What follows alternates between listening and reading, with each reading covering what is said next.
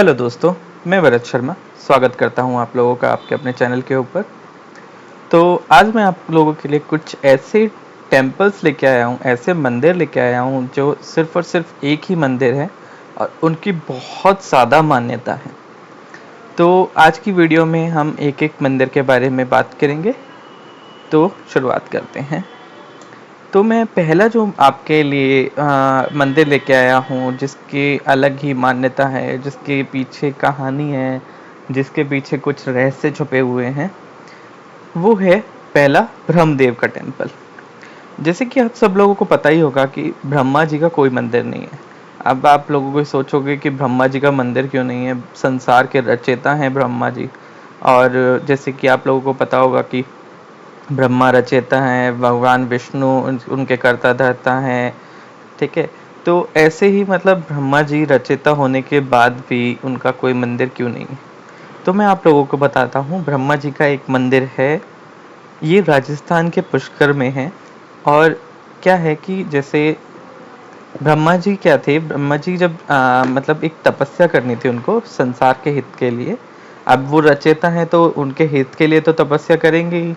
तो उनको संसार के हित के लिए तपस्या करनी थी। तो ब्रह्मा जी के 4 चेहरे होते हैं, 4 भुजाएं होती हैं, हर भुजा एक वेद के ऊपर होती है। जैसे आपको पता होगा ऋग्वेद, सामवेद, यजुर्वेद, अथर्ववेद। तो ऐसे ही 4 वेद हैं। तो उनको जब पूजा करनी थी तो उनको पृथ्वी पे कोई स्थान चाहिए था जहाँ पर वो बैठ के पूजा और उसका तपस्या कर सकें। तो ब्रह्मा जी ने क्या किया, ब्रह्मा जी ने अपने हाथ से कमल लिया और उसे गिरा दिया पृथ्वी पे, ठीक है। तो पृथ्वी पे जब वो कमल गिरा तो कमल को उस जगह को ढूंढने के लिए भेजा था जहाँ पर ब्रह्मा जी अपनी पूजा कर सके अच्छे से स्थान पे बैठ के। तो ब्रह्मा जी का वो कमल गिरा पुष्कर में। अब जहाँ पर वो कमल गिरा वहीं पर ही एक सरोवर बहने लगा, ठीक है। तो उसी सरोवर के किनारे ब्रह्मा जी ने पूजा करनी शुरू कर दी। अब जब ब्रह्मा जी ने उस पूजा को करा तो पूजा के संपन्न होने के लिए ब्रह्मा जी की पत्नी को आना जरूरी था। बट जब ब्रह्मा जी की पत्नी बहुत देर तक नहीं आए, जब सावित्री देवी नहीं आए तो सावित्री जी के इंतजार के अंदर ब्रह्मा जी बैठे हुए थे। तो उन्होंने कहा कि अगर इसका फल तो नहीं मिलेगा अगर मेरी पत्नी नहीं हुई तो ब्रह्मा जी ने क्या किया, ब्रह्मा जी ने अपने वहीं पर ही एक ग्वाला के साथ में विवाह किया और उनको अपनी पत्नी के रूप में उस पूजा में बिठाया और उस पूजा को संपन्न किया। अब पूजा संपन्न करने से पहले ही क्या हुआ कि जो सावित्री जी लेट हो गए थे, मतलब जो पूजा में नहीं आए थे ब्रह्मा जी की पत्नी, वो उस टाइम पे पहुंच गए। अब अपने स्थान पे किसी और स्त्री को बैठा देखकर वो तो क्रोधित हो गए।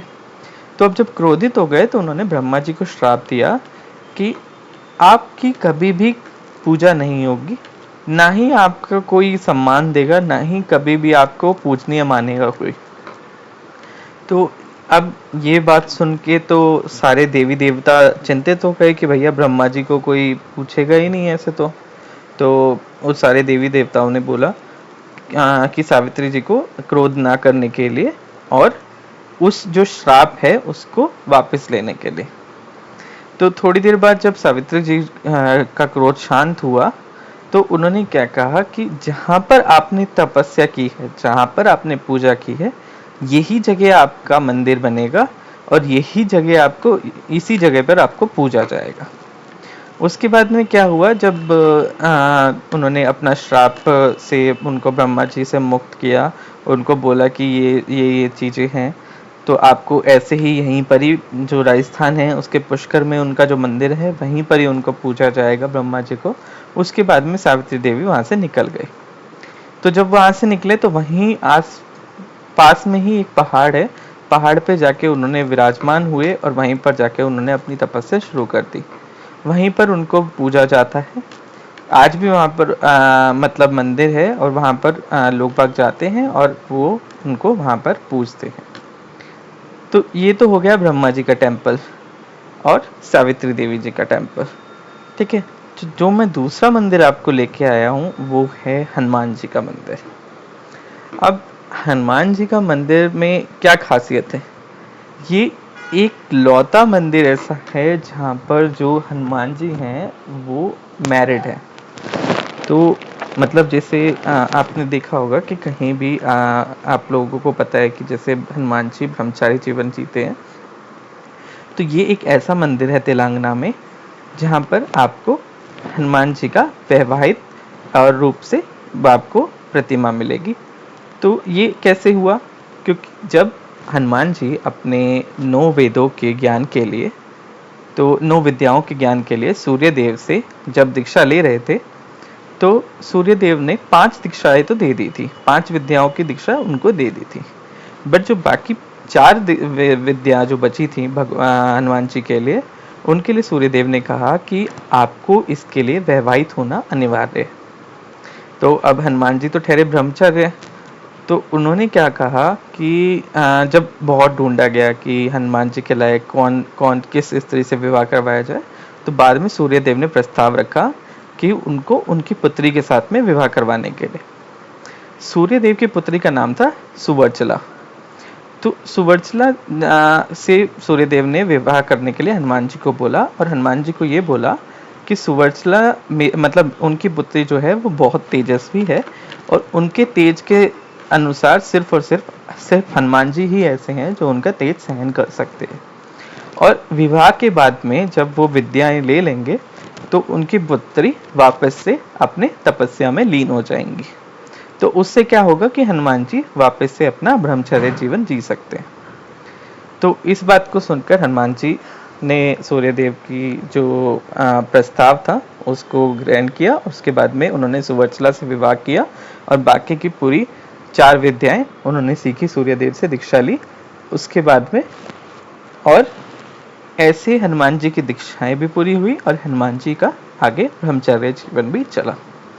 जो सुवर्चला थी वो उन्होंने वापस से तपस्या में चले गए और ऐसे हनुमान जी ब्रह्मचर्य जीवन जीने लगे। आगे जो मैं आपके लिए मंदिर लेके आया हूँ वो मैं लेके आया हूँ खाटू श्याम जी का मंदिर। खाटू श्याम जी कौन थे मैं आपको बताता हूँ। जब महाभारत का युद्ध हुआ था, तो महाभारत के युद्ध में जब कौरव और पांडव एक दूसरे के आमने सामने थे, तो सबने जब कौरवों के शिविर में उन्होंने जब अपना एक जासूस भेजा, तो वहाँ पर ये था कि सब लोग अपने बल का, अपने ताकत का, अपना शक्ति का प्रदर्शन कर रहे थे। तो सबसे पूछा जा रहा था कि कौन पांडवों की पूरी सेना को खत्म कर सकता है और कितनी जल्दी खत्म कर सकता है। अब ऐसे ही सबसे पूछा जा रहा था, भीष्म पितामह, द्रोणाचार्य, कर्ण, सबसे पूछा जा रहा था। तो किसी ने 1 महीना कहा, किसी ने 10 दिन कहा, किसी ने 4 दिन कहा। तो ऐसे ही पांडवों में जब अर्जुन को पता चला ये चीज, तो अर्जुन ने भी कहा कि आप बताइए कि कौन, आप पांडवों में इतने शक्तिशाली हो आप सब लोग, तो आप बताएं कि आप लोगों में से कौन जल्दी से मतलब युद्ध खत्म कर सकता है। तो उनमें से मतलब ये बोला गया कि ऐसे ही युद्ध का निर्णय स्टार्टिंग में ही तय कर लेना मूर्खता होगी। तो बट हाँ, अगर आप चाहते ही हैं कि कोई आंसर मैं करूं, तो उन्होंने आंसर किया कि मैं मतलब जल्दी से जल्दी इसको ख़त्म कर सकता हूँ 2-4 दिन में। यही सुन के जो भीम के पौत्र थे और घटोत्कच के पुत्र थे बर्बरिक, उन्होंने बोला कि मैं तो ये युद्ध पल भर में समाप्त कर सकता हूँ। तो अब ये सुन के तो सब चिंतित हो गए कि भैया ये कैसे हो सकता है कि जब इतने इतने महायोद्धा हैं और उनके आगे ये बोल रहा है कि ये सिर्फ पल भर में युद्ध समाप्त कर सकता है, तो ये कैसे? तो भगवान कृष्ण ने कहा ये बिल्कुल सही बोल रहे हैं, क्योंकि इनकी शक्ति के अनुसार ये इस युद्ध को पल भर में समाप्त कर सकते। तो अब भगवान कृष्ण की बात ये सुन के सब लोग अचंभित रह गए। तो उन्होंने कहा कि ठीक है, मैं आप लोगों को दिखाता हूँ कि ये मैंने क्यों कहा।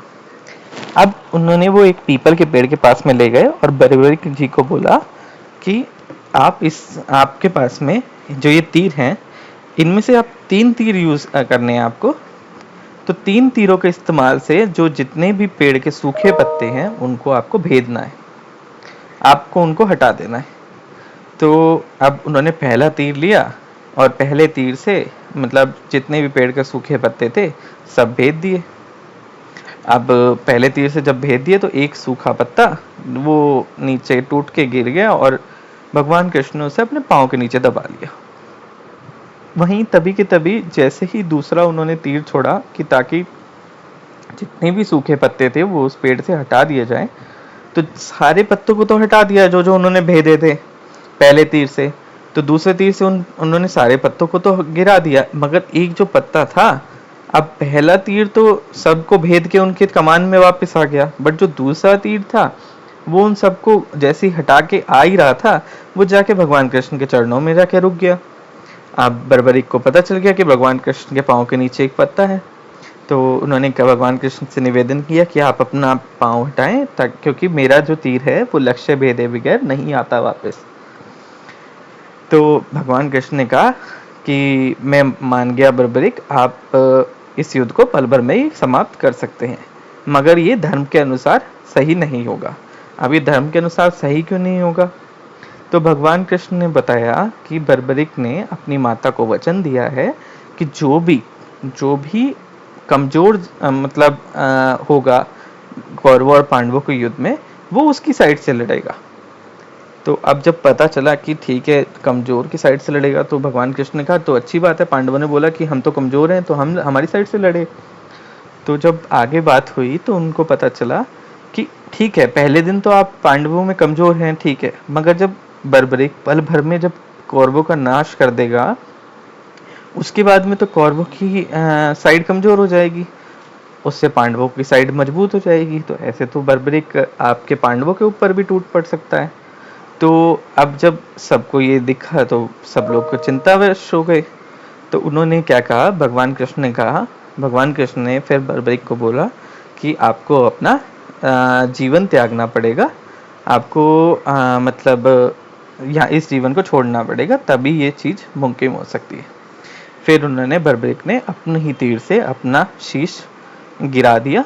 उसके बाद में भगवान कृष्ण ने उस मृत शरीर को अमृत प्रदान करके और पुनः जीवित किया, क्योंकि बर्बरीक की ये मनोकामना थी कि वो पूरा युद्ध अपनी आंखों से देख सके।